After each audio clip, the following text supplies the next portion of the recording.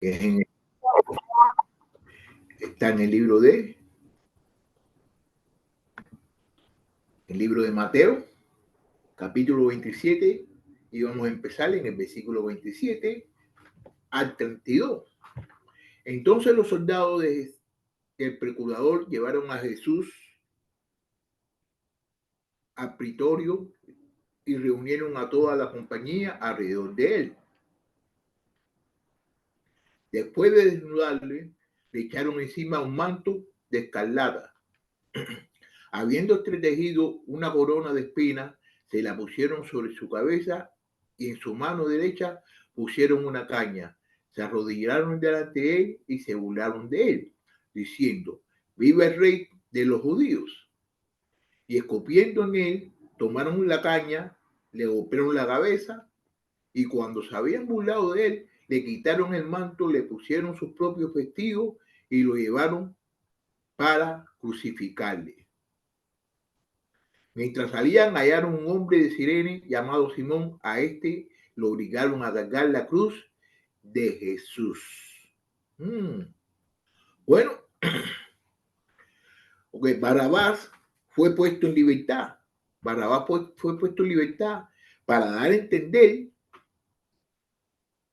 que Jesús fue condenado a fin de que los mayores pecadores pudieran ser absueltos.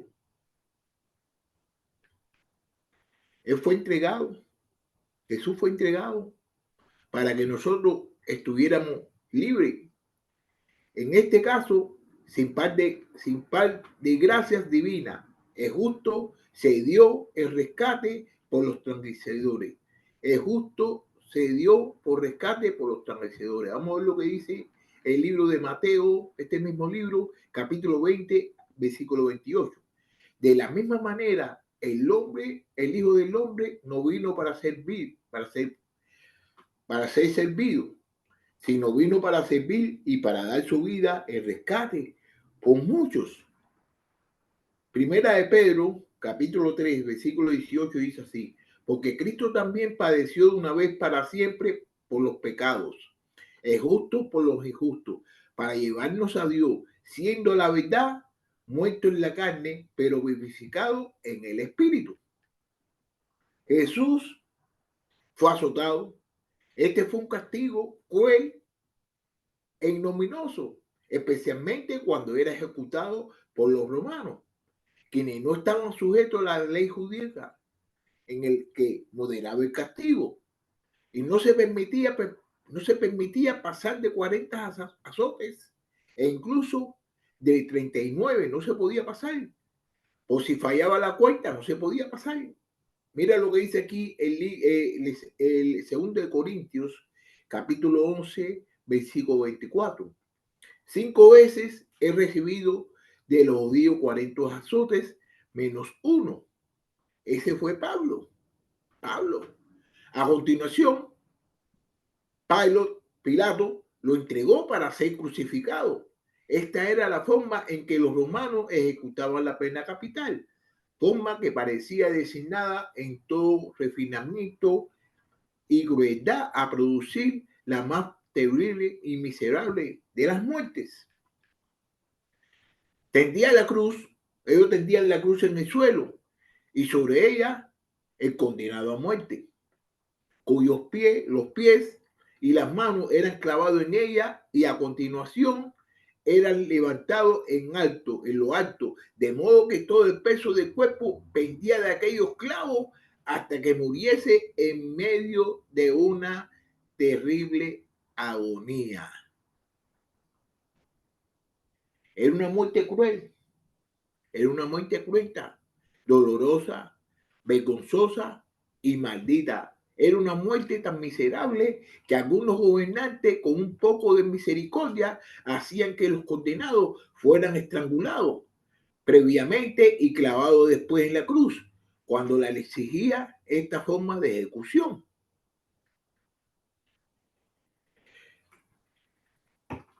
El bárbaro tratamiento que le dieron a los soldados después de ser condenados deberían haberle permitido un poco de tiempo para preparar a sufrir tal muerte. Había una ley dictada por el Senado de Roma que ordenaba que la ejecución de los criminales se demorara por 10 días a partir del pronunciamiento de la sentencia, pero al Señor Jesús no le permitieron ni 10 minutos de descanso. La barbarie contra él continuó sin interrupción alguna. Ya fue bastante. Se entregó para ser crucificado. Los que matan el cuerpo no pueden matar y hacer ya más. Pero los enemigos de Cristo trataron de hacer más. Los soldados de guardia comenzaron a usar del tomado las cosas a juego y tomando las cosas a juego para burlarse de él. Habían oído que se hacía pasar por rey. Esto le dio ocasión para organizar un pantonismo con ilusiones a los tributos regionales. ¿Dónde se hizo esto? ¿Dónde sucedió esto? En el pretorio mismo, en la casa de pretor, que habría de ser refugio contra los abusos. Fue convertida en teatro de burla y bárbara crueldad. Ok, ¿y quién era los que estaban, quién eran los que habían dado la autorización? ¿Quiénes están en autoridad? Habrán de responder. Quien habrán de estar en responder, de venir a responder, no solo por la injusticia que ellos mismos cometan, sino también por las que no repriman. ¿Quiénes lo hicieron? ¿Quiénes fueron los que lo hicieron? Reunieron alrededor de él a toda la compañía, no a toda la corte, sino seguramente los que ejecutaban encargados de la ejecución. ¿Qué indignidad cometieron? ¿Qué indignidad ellos cometieron? Lo desnudaron. En el versículo 28, ¿no? La vergüenza del desnudo entró en el pecado. La vergüenza de la desnudez entró con el pecado. Y fueron abiertos los ojos de ambos y se dieron cuenta de que estaban desnudos. Entonces cogieron hojas de higuera y se hicieron ceñidores. Eso está en el libro de Génesis, capítulo 3, versículo 7. Jesús, al llevar sobre sí nuestro pecado, llevó también sobre sí esta vergüenza. Le echaron encima un manto de escarlata, algún viejo manto de los que los soldados romanos llevaban. En imitación, los mantos que llevan los reyes emperadores, con lo que se burlaban y se manifestaban acerca de la vestidura que él tenía, de que era rey. ¿Me entiendes? Y trazando una corona de espinas, la pusieron sobre su cabeza. La burla no es solo cómica, sino también sangrienta. Más que una simple guirnalda de espino, parece ser que se trataba de una especie de capacete que cubría toda la cabeza, toda la cual era más fácil y rápido de tejer. Las espinas son símbolos de tribulación. Tanto es así que el vocablo tribulación procede del latín tribulus, que significa abrojo, de la misma raíz, procede del término trillo. Si consideramos que la tierra comenzó a producir espinos y cardos como maldición por el pecado del hombre, nos percatamos de que también en esto lleva Jesús nuestra maldición. Mira como dice en el libro de Génesis capítulo 3, versículo 18. Espinos y cardos te producirá y comerás plantas del campo. Cristo fue coronado de espinas para mostrar a sí mismo que su reino no era de este mundo. Cuando vuelva a reinar aquí, todos los elementos que causan tribulaciones habrá dejado de existir.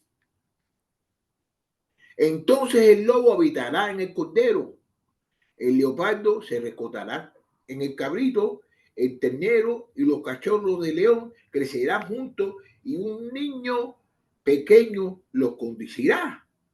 Eso está en el libro de Isaías capítulo 11, versículo 6. le pusieron una caña en su mano derecha. En vez del cetro real, le ponen en la mano derecha la mano del poder y de la dignidad, una frágil caña, cosa débil, flexible a los vientos, marchitable y sin valor, pero se equivocaba porque su reino es firme y perpetuoso. En cambio, la rodilla delante de él le escarnecían diciendo: salve, rey de los judíos. Al seguir con su bola, los soldados imitan así el homenaje de la pleitesía debido a reyes y emperadores, para poner en ridículo lo que ellos consideraban pretensión de realeza. Lo escupían, ellos lo escupieron. Ya habría cometido este abuso en el atrio del sumo sacerdote, eso lo habían hecho ya, en el atrio lo habían escupido. Al rendir los homenaje de pleitesías, los súbditos besaban la mano del soberano. Mira lo que dice aquí el Salmo capítulo 2, versículo 12. Besar al hijo, no sea que se enoje y perda ese camino, pues se enciende de pronto su ira. Bienaventurados todos los que en él se refugiarán. Pero esto, en vez de besarle, lo escupieron, en vez de besarle, le escupieron el rostro. Tan extraño es que los hijos de los hombres se atrevan a meter tal villana, como el que el Hijo de Dios permitiera sufrir tal ignominia. Tomaban la caña y la golpeaban en la cabeza. La burleza insignia la realiza, convierte ahora un instrumento de real de crueldad. Con los golpes hacían que las espinas se le introdujeran más profundamente en su cabeza, con lo que el sufrimiento de Jesús aumentaba al ritmo de la burla de los soldados. Pasó por todos estos dolores y vergüenza a fin de que nosotros estuviésemos vida eterna con perpetuo gozo y gloria. Lo llevaban después al lugar de ejecución. Cuando se hartaron de mofarse de él, le quitaron el manto y le pusieron su vestido, ya que estos habían de pasar a ser propiedad de los que habían de crucificar. En cambio, no se hace mención de la corona de espinas, por lo que podemos concluir que murió con ella puesta en la cabeza. Le llevaron para crucificarle como se llevaba un cordero al matadero o una víctima al altar. Tenemos un altar del cual los que sirven en el tabernáculo no tienen derecho a comer. Eso está en el libro de Hebreos capítulo 13, versículo 10. Podemos imaginar de qué forma le consideraban a toda prisa y sin reparar en violencia. Le sacaron fuera de la ciudad, porque para poder santificar con su sangre el pueblo debía padecer fuera de la puerta.